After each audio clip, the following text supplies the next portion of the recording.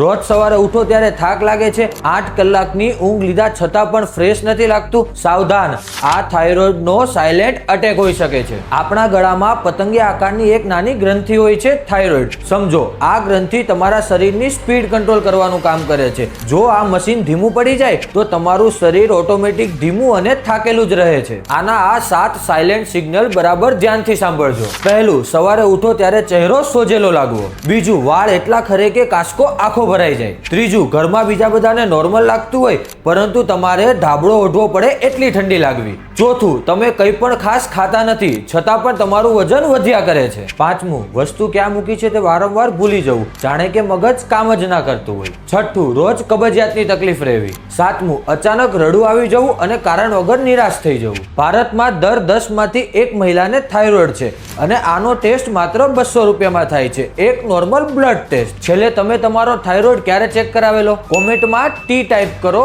હું તમને થાઇરોઇડની complete check list direct message કરી દઈશ.